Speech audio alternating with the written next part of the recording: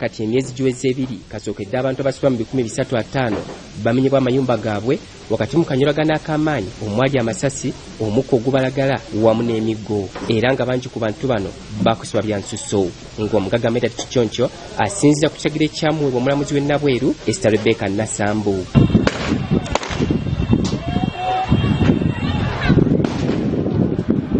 Abantu bano bazibalajjanira ab'obuyinza okukola ku nsonga zaabwe wabula nga bawulirwa kitono. Bano baatuuka n'okutambuza ebigere okulumba sipiika w'olukiiko lw'eggwanga olukulu Rebecca Kadaga kyokka poliisi n'egezaako okubakugira era nga bangi nakati bakyajasimula. Batukuba tiyagasi, batuleetere emamba wano, batumenyera ennyumba zaffe ku bwerere, tubonyebonye, tusuze mu mazzi, tunywedde amazzi amakyafu agali mu bbi, tufunye ebizibu byonna ebya buli kika tulya bubi. Ekyennyamiza kiri nti omulamuzi Esther Rebecca Nasambu yavaayo wiiki eyakayita ne yeetonda bwe yategeeza nti yapapa okuwa Kichoncho ekiragiro ky'okumenya abantu bano. Kino kyayongera okujja abantu bano mu mbeera okutuusa Palamenti lwe yayingira mu nsonga zaabwe. We are saying consider that was where I was worried that we would offend Article 93, but I think we are asking the government to consider. Don't say anything, Attorney General?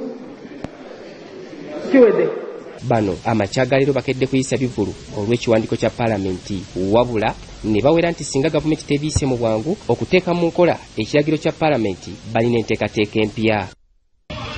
Tekikyalina kyeneeguya mu gavumenti kubanga neggulo okwogera amazima kwabalemye naye omwezi we guggweerako Palamenti yabalagidde omwezi we guggweerako Palamenti neekomawo mu lukiika naye nze omwe agenda okunga olukiiko lw'okwekalakaasa ate olukiiko luno olw'okwekalakaasa tugendera ddala mu nnyumba ya pulezidenti nga bwe basazeewo tuddewo ku bibanja byaffe era batuukirize ebyo bye beeyamye tuddewo mu ngera n'ebintu byaffe babizzizaawo. Bano balajjanidde omukulembeze w'eggwanga okuvayo okubadduukirira nti kuba bwe kituuse ku by'obuyonjo tebalina we beeyambira naddala abakyala ab'ekkonya akagere.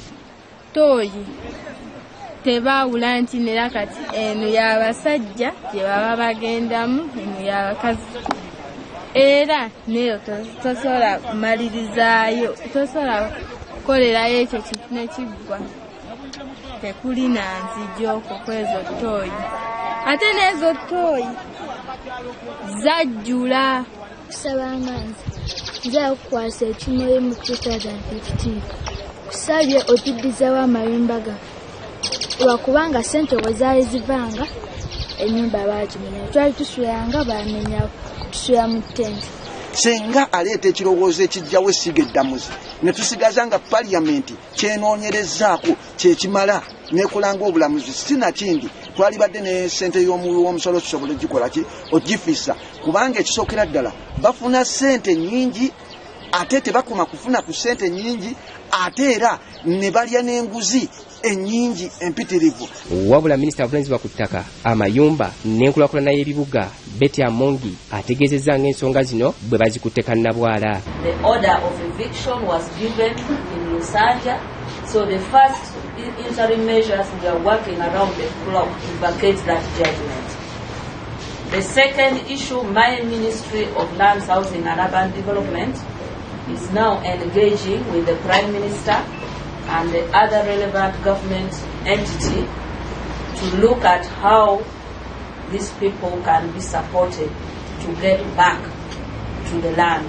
Kyokka bino olugudde Medard Kichoncho mu matu n'akakasanga bwe watali muntu gw'agenda kuliyirira kubanga abaali ku ttaka lye bonna yabasasula. Kichoncho agamba nti Palamenti terina buyinza kumusalirawo ku ttaka lye. Tutuuse ku level ti buli nsonga mu Uganda yakugonjoola ne politics si mateeka. Ono ayongeddeko nti ye ettaka lye lirise Kanyonyi Mpereerwe so si Lusanja mu Wakiso. Titus Jemba, BBS Gambuze.